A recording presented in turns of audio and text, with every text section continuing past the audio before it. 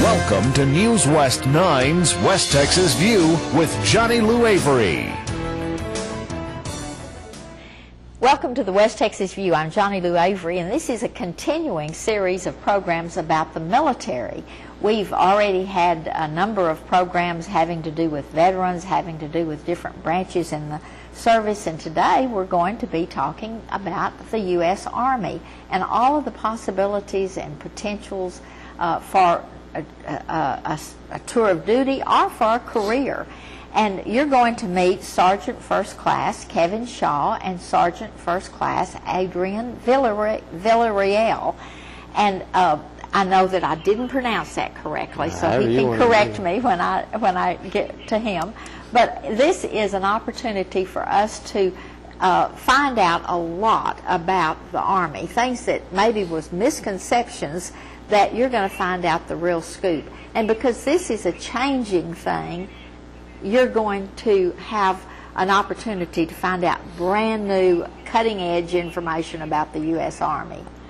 And at this time, I'd like to introduce to you Kevin Shaw from the Odessa Recruiting Office and Adrian Villareal from the Midland office. And I want to start with you, Kevin, and I want you to tell us a little bit about your background. My background, as far as my time in the Army, has been 17 years. I've joined out of Dallas Recruiting Battalion, which covers this whole area that we're in West Texas, all the way up to East Texas. I have a wife, and I have 5 children. I just recently moved from Washington to come down to Odessa. I love being in Texas. Yeah, I'm from Texas, so I definitely love it.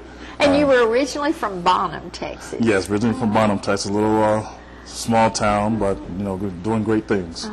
But definitely love being out here. Have a great time so far, and I've been here since August, so definitely looking forward to everything that's going on. And you told me a little bit about your story, but tell me how you decided to go into the Army as a career. Well, it basically stemmed from my mother. My mother's retired Air Force, so I did grow up in a life of military service, seeing different things, traveling all over the world, kind of stuck with me. So when it was I came of age, I decided, well, let me look into the aspects of it. So I called my local Army recruiter. He came down, sat in my house, and we went over all the programs and different things that they had going on. And I said, sounds like a good deal for me. So November of 1992, I decided to join, and I've been serving ever since. And that was just out of high school? Yes, ma'am. And then have you gone on to college while you've been in the military, and you've been doing a lot of in-house college work? Oh, yes, ma'am. I actually have finished my degrees. I have a degree in marketing, business. I actually have started 2 of my own businesses. I started back in September 2006, so I do that also. So it's kind of the Army allowed me the possibilities and the ability to set myself up for success after military life. So definitely I've enjoyed it. Because you'll be in the military for 20 or 25 or so years, and then you'll have plenty of time to pursue a second career. Definitely transition. And retirees from the military are in great demand. Yes, they are. And that's one of the nice perks about being a retiree from the military. But also, and before I get to Adrian, I want you to tell just a little bit. Didn't your wife go to school while you were and get her degree? Yeah, actually my wife had already did a lot of college. Where the new Montgomery GI Bill is set up, if I decide I don't use it once I get out, I can actually pass it on to my wife or my children. So that's a definite plus for her. Oh, goodness, I didn't know that. Oh, yes. That's wonderful. Well, we're going to come back to you in just a minute. But, Adrian, I want to get to you and tell us a little bit about your background. Well, I'm not half as interesting as Sergeant Shaw. But I am actually from here. I graduated from Midland High in 1999, so I'm kind of coming back to my home. Well, I am coming back to my hometown. I like to tell people that I've been around the world and back again. I actually got, coming in, I enlisted as a junior because as a junior, I already knew I was going to be married as a senior. So me and my wife got married February of my senior year, and by the time I shipped out in July, we already had 2 kids. So this was it's not the easiest way, but it was our best setup coming out. I didn't have to worry about trying to make ends meet. The Army gave me everything I needed. But I have been in the Army for about 10.5 years now. Now I'm up to 4 kids. So we started off with 2 joining, now we're up to 4. Originally, I was stationed, my first station was in Oklahoma. I was at Fort Sill for about 4 years. Then I did 5 years out in Germany. And I have been through 2 deployments to Iraq. So I have a little bit of experience out there. About 1.5 years total that I've been out there. So. But you had an opportunity to come home, and you had an opportunity to choose Texas. Oh, yes, ma'am. Well, mine was actually a little different. My wife is in our Exceptional Family Member Program. The Army has different programs out there to kind of help take care of those with special needs. And while we were in Germany, she came home for a surgery. And so when I came down in recruiting, I called, my sergeant major and asked him, hey, sergeant major, is there any way that you can get me in Midland? My wife's doctor's already there, everything's set up, my family's already established. So they did that. They brought me home. And so it was an easy transition to go from Germany back to Midland. I didn't have to worry about all the moving and things like that. Everything was already set up for me. But he had a parent who was a military person, but you didn't.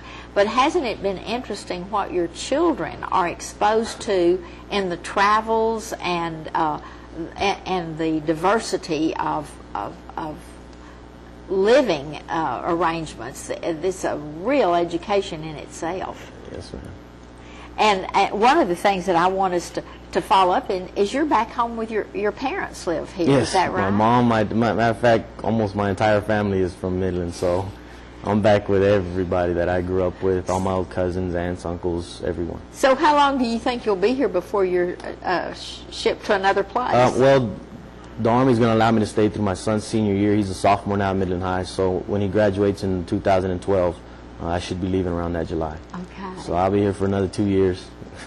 And you'll be here? I have a couple more months. I'm actually slated to go to a different recruiting station, take over a larger recruiting station within a battalion up in the Dallas-Fort Worth area. Well, how do you get to be a recruiter? Is that something you chose, or did they choose you because you had great personalities?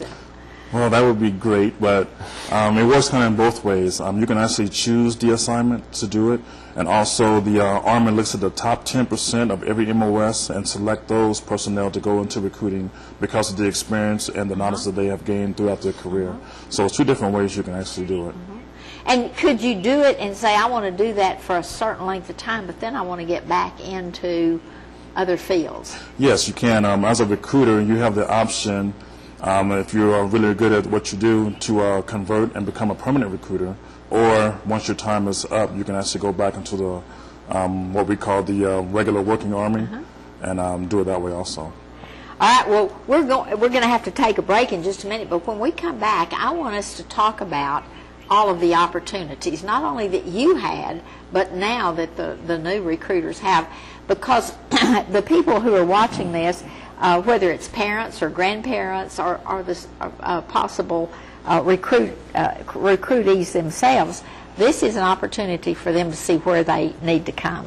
We'll be back in just a minute and continue this program about the U.S. Army. Stay tuned. West Texas View will be right back.